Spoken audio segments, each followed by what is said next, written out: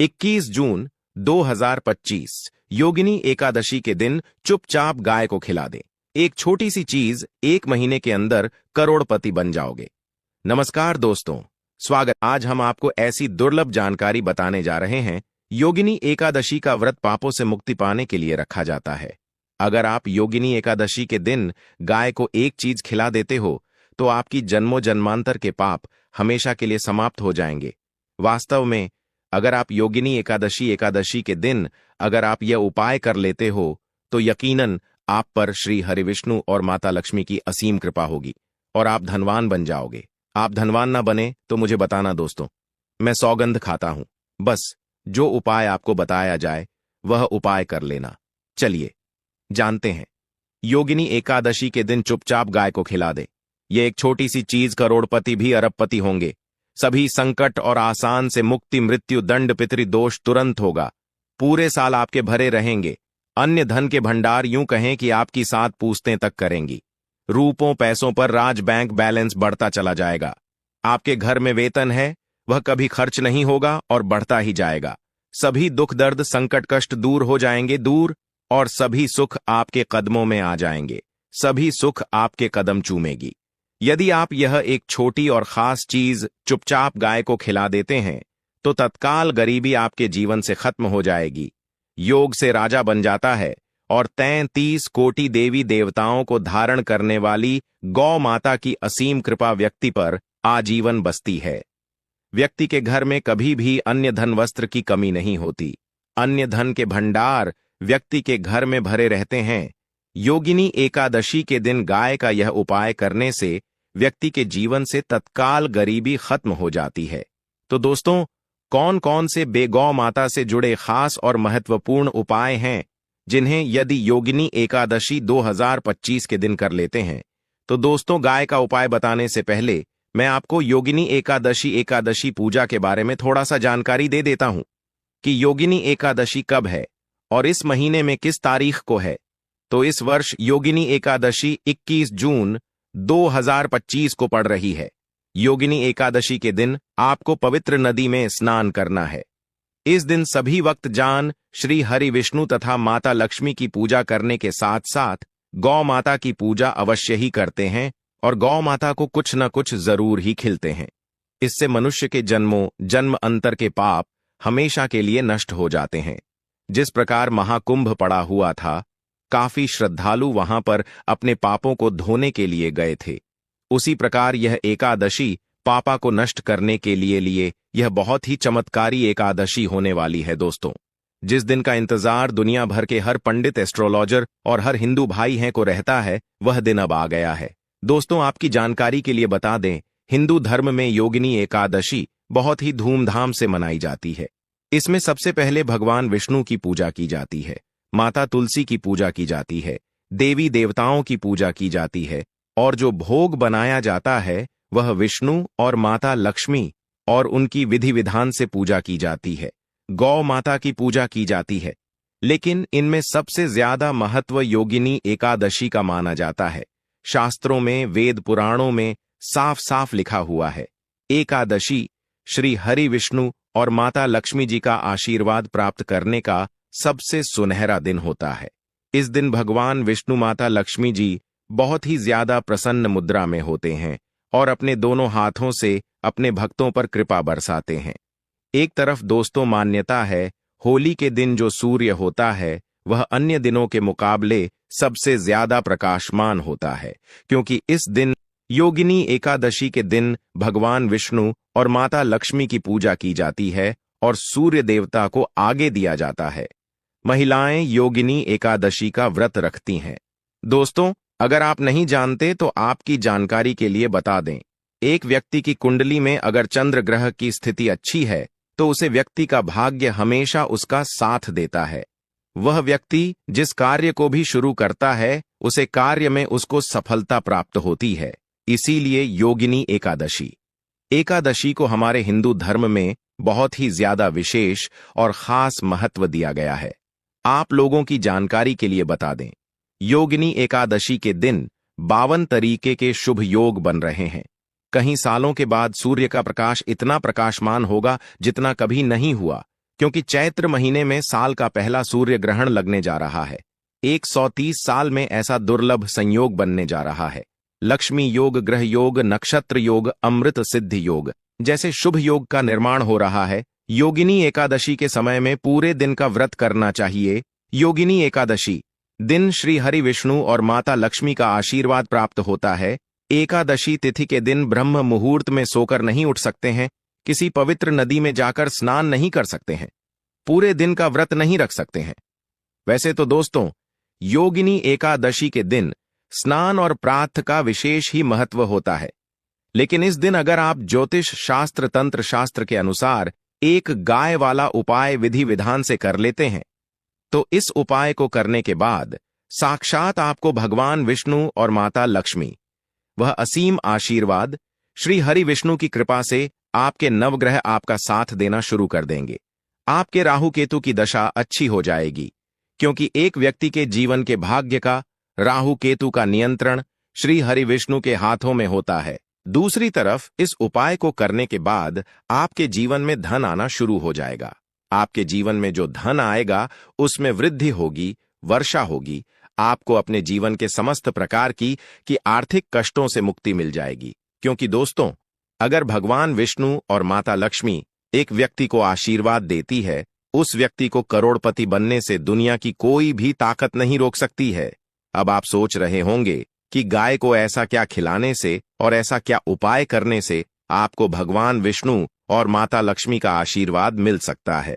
तो दोस्तों, आपने देखा होगा जब भी आपके घर पर दिवाली की पूजा होती है या धनतेरस की पूजा होती है या फिर किसी एकादशी की पूजा होती है, तो आपके घर वाले गौ माता की पूजा जरूर करते हैं और गौ माता को जो भोग होता है उसमें से कुछ ना कुछ खिलाते हैं। ज्यादा नहीं तो 2 पूरी अवश्य ही खिलाते हैं। तो दोस्तों, आपको इस उपाय को 25 मार्च योगिनी एकादशी वाले दिन ही करना है और सूर्य देव को आगे देना है और उनकी विधि विधान से पूजा करना है। इस बार जो योगिनी एकादशी क्योंकि इस वीडियो में आपको गौ माता से जुड़े उपाय के बारे में बताने वाले हैं, जिन्हें करने से आपके जीवन के जो भी दुख, दर्द, संकट है या कामयाबी होने में कोई बाधाएं आ रही है, सभी से छुटकारा मिलने वाला है। यूं कहें कि आपके जीवन में अपार धन सुख, कभी भी धन से संबंधित परेशानी नहीं रहेगी। यदि आपकी जिंदगी प्रबल हो जाएगी, धन प्राप्ति के योग्य बन जाएंगे और जीवन में सदैव अन्य धन के भंडार आपके घर में भर रहेंगे। अन्य धन, वस्त्र कभी कमी नहीं होगी। आपको बता दें, इस होली भगवान विष्णु की पूजा के साथ साथ हनुमान जी मंगल देवता और भगवान शनिदेव की भी पूजा जरूर करनी चाहिए। आपको बता दें कि इस दिन यदि आप हनुमान जी और मंगल देवता भगवान शनिदेव की पूजा करते हैं तो मंगल का ग्रह जनित दोष भी दूर हो जाता है। व्यक्ति के जीवन में धन सुख संपत्ति की प्राप्ति हो जाती है। समस्त मनोकामना व्यक्ति की पूर्ण हो जाती है। दोस्तों, आपको हम बता दें कि ऐसी ज्ञानवर्धक जानकारी आपको हम पैसों में भी बांट सकते थे, पर हमारे चैनल का मकसद है जनहित में जन कल्याण एवं जन सेवा करना। इसीलिए आपके लिए जो जानकारी बताते हैं वह फ्री में बताते हैं। इसलिए आप इस वीडियो को भी जरूर लाइक करें। और दोस्तों, मैं आपसे एक अनुरोध और करना चाहूंगा कि आप अपनी राशि कमेंट बॉक्स में जरूर डाल दें, जिससे कि आपकी राशि के अनुसार हम आपको कुछ ऐसे उपाय बता सके जिससे आपको लाभ की प्राप्ति हो। क्योंकि हम राशि से जुड़े उपाय भी आपको बताते हैं, तो आप कमेंट बॉक्स में अपनी राशि हमें जरूर बताएं या अपना नाम बताएं, जिससे आपके लिए कुछ हम ऐसे उपाय बता सके। साथ में जय गौ माता अवश्य लिखें। दोस्तों, साथी से जो नए साल का एक उपाय तो जरूर करना है। गाय का उपाय बताने से पहले एक उपाय आपको बता दें। इस उपाय को लाइक जरूर करें। क्या करें कि शाम के समय आंवले के पेड़ के नीचे आपको सरसों का चौमुखी दीपक, आटे का दीपक बनाना है। चौमुखी दीपक में आगे की बाती लगाकर सरसों के तेल का दीपक जला देना है। आटे का दीपक बनाएं, जो मुख्य तेल डालें उसमें बाती ही डालें। लाल वाली कलावे की दीपक जला दें। 4-4 बाती लगाकर चारों दीपक मतलब 4 भाग उसके बन जाएं। हर एक भाग को जलाएं और बीच में 2 सबूत फूल वाले लौंग भी डाल दें। फिर देखिए कैसे चमत्कार आपके जीवन में होता है। शाम के समय जलाकर उसे छोड़ें, मनोकामना मांगकर छोड़ दें। दोस्तों, अभी तक अपने चैनल को सब्सक्राइब ना किया हो तो जरूर कर लें। इससे आपको और भी ज्ञानवर्धक जानकारी सीधे माध्यम से प्राप्त हो सके। दोस्तों, ये गौ माता वाला उपाय बहुत ही प्रभावशाली उपाय बताया। मैंने आपको इस उपाय को जरूर करें, बहुत ही लाभकारी उपाय बताया है।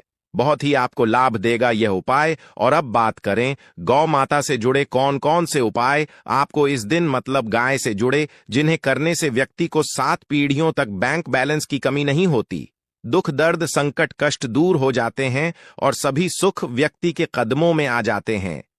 तो दोस्तों, योगिनी एकादशी के दिन आपको भगवान विष्णु माता, लक्ष्मी माता की विधि विधान से पूजा करना है और उसी के साथ गौ माता की पूजा अवश्य करना है। और गौ माता को जो भोग एकादशी पूजा के लिए बनाया गया था, उसे भोग से 2 पूड़ी जरूर ही खिला देनी है। सूखी पूरी नहीं खिलाना है। पूड़ी के ऊपर आप मिठाई या कोई सब्जियां हलवा जो भी बनाया है वह आपको गौ माता को जरूर ही खिलाना है। दोस्तों, हर एक और मांगलिक काम में गौ माता या उनसे जुड़ी चीज जैसे गाय का गोबर, गोमूत्र, गाय का दूध अथवा गाय के दूध से बना घी जरूर शामिल करें। इससे आपको पुण्य भाव की प्राप्ति होगी। सनातन परंपरा के अनुसार जिस घर में गाय होती है उसे घर से जुड़े सभी वास्तु दोष स्वयं खत्म हो जाते हैं, क्योंकि पंचम्या के बिना कोई भी पूजा पाठ और हवन सफल नहीं होता। दोस्तों, महीने में एक बार हो सके तो परिवार सहित एक बार गौशाला जाने का नियम जरूर बनाएं और हो सके तो गायों को हरा चारा जरूर खिलाएं, जिससे सभी वास्तु दोस्त शांत हो जाते हैं। दोस्तों, आपका प्रिय चैनल कभी किसी को भी गलत जानकारी नहीं देगा और इनसे जुड़े दोषों का निदान हो जाता है। गर्मियों में गौ माता को पानी पिलाएं और सर्दी में गौ माता को गुड़ जरूर खिलाएं। ध्यान रखें कि होली वाले दिन गौ माता को गुड़ जरूर ही खिलाना है। गर्मियों में गाय को गोदना खिलाए। अनेक देवी देवताओं को अपने शरीर पर धारण करने वाली गौ माता से जुड़े कई शुभ और अशुभ संकेत भी होते हैं। मतलब गाय का दूध दौते समय यदि गाय ठोकर मार दें और सारा दूध बिखर जाए तो अपशगुन होता है। यदि कोई यात्रा पर निकल रहा हो और गाय अपने बछड़े को दूध पिलाती सामने आ जाए तो निश्चित रूप से कि यात्रा के लिए आप निकले हैं। वह यात्रा आपकी जरूर ही सफल होगी और वह जिसके लिए आप निकले हैं वह जरूर ही पूर्ण यात्रा पर जाते समय गाय की आवाज आना और रात्रि में गाय की हुंकार करना भी शुभ होता है। दोस्तों, साथ ही साथ गाय के साथ आप भूलकर भी यह काम ना करें, अन्यथा मिलता है। जी हां दोस्तों, गाय को राष्ट्रीय पशु बनाए जाने और इन्हें मौलिक अधिकार दिए जाने की बात हो रही है तो सवाल उठता है, गाय संस्कृति का अहम हिस्सा है, तभी गाय के साथ लोग खराब व्यवहार कैसे कर लेते हैं और जैसे ही दूध देना बंद कर देती है तो लोग इन्हें उनकी किस्मत पर छोड़ देते हैं, सड़कों पर और गलियों में भटकने के लिए। ऐसे में गोवंश जीवन को कोई डंडे मारता है तो कोई उन पर पानी डाल देता है, कई बार लग जाती है तो कभी बीमार होकर बेचारी गाय दम तोड़ देती है। ऐसे में जरूरत है इन बातों को जानने की। गाय को लेकर शास्त्रों में क्या कहा गया है, आपको कैसा व्यवहार करना चाहिए? क्या दोस्तों, गाय को कभी भी मारना पीटना नहीं चाहिए। शास्त्रों में गाय को माता का दर्जा दिया गया है। गाय को मारने वाला माता को मारने पीटने वाले के समान पाप का भाग्य समझा जाता है। नरक लोक में वर्षों तक कष्ट भोगना पड़ता है। अगले जन्म पशु योनि में मिलता है कि गौतम मुनि ने गलती से गाय को डंडा मार दिया था, जिस गाय की मृत्यु हो गई थी, और इस पाप से मुक्ति के लिए इन्हें वर्षों तक तपस्या करनी पड़ी। इसलिए यह योगिनी एकादशी भगवान श्री कृष्ण जी ने बैल स्वरूप में आए वृद्ध आश्रम का वध कर दिया था, जिससे मुक्ति के लिए भगवान श्री कृष्ण को संपूर्ण तीर्थ को एक कुंड में बुलाना पड़ा और इस कुंड में स्नान से वह पाप मुक्त हो गए थे। यह दोस्तों साथ ही साथ पानी पी रही गाय को भागते हैं, वह घोर पापी के भंग बनाकर होते हैं। ऐसे लोग घर आपसे मुक्त होकर स्वर्ग पाए जाते हैं और बड़े ही धनवान कल में जन्म लेकर सुख भोगते हैं। और साथ ही साथ आराम कर रही गाय को कष्ट देकर कभी भी उठाना नहीं चाहिए। वह जन्म में किए गए जाने अनजाने में पापों से मुक्ति हो जाती है और गोलोक में स्थान पाते हैं। गाय को डंडा मारकर उठना, पानी डालकर उठाने से मनुष्य पाप का भागी बनता है और अगले जन्म में उसे दर दर भटकना पड़ता है। और साथ ही साथ शास्त्रों में बताया गया है, जो लोग गाय की सेवा करते हैं और उनका भोजन खिलाते हैं और उनकी परवरिश अच्छी तरह से कहते हैं, तो वह लोगों के जीवन की सभी इच्छाएं पूर्ति होती हैं। गाय के बछड़े से बचा हुआ दूध ही मनुष्य को लेना चाहिए, परंतु कुछ लोग एक बार गाय को धो लेने बाद फिर से बछड़े के लिए बचा हुआ दूध भी धो लेते हैं। ऐसा करना घोर पाप कहा जाता है। ऐसे दूध को धोने वाला और ग्रहण भी बन जाते हैं। दोस्तों, साथ ही साथ शास्त्रों में कहा गया है कि गोवंश मतलब गाय और बैल के पीठ पर नहीं बैठना चाहिए। उनक पीठ पर बैठने से महापाप लगता है। ऐसे लोगों को नरक की यात्रा भोगनी पड़ती है। एकमात्र देव के अंश के उत्पन्न नदी ही गौवंश है, जिस पर स्वयं महादेव और महादेवी सवारी करती है, क्योंकि नंदी ने स्वयं अपनी इच्छा से महादेव की सवारी बनना स्वीकार किया था। और साथ ही साथ शास्त्रों में गाय के दान को बहुत ही महत्व दिया गया है, परंतु ऐसी गाय का दान कभी नहीं करना चाहिए जो बूढ़ी और बीमार हो। कठोपनिषद में नचिकेता की कथा भी इस संदर्भ में है कि जिस नचिकेता ने पिता द्वारा बूढ़ी गाय को दान करने पर आपत्ति जताई थी, दूध देने वाली और बछड़े सहित जो लोग गाय का दान करते हैं वह महान पुण्य को हासिल करके स्वर्ग में स्थान पाते हैं। दोस्तों, साथ ही साथ सूर्य, चंद्र, मंगल या शुक्र की युक्ति राहु से हो तो पितृदोष होता है। यह भी मानता है कि सूर्य का संबंध पिता से एवं मंगल का संबंध रक्त से होने के सूर्य, यदि शनि, राहु या केतु या दृष्टि हो तथा मंगल की युति राहु या केतु से हो तो पितृदोष होता है। इस दोस्त से जीवन संघर्ष में बन जाता है।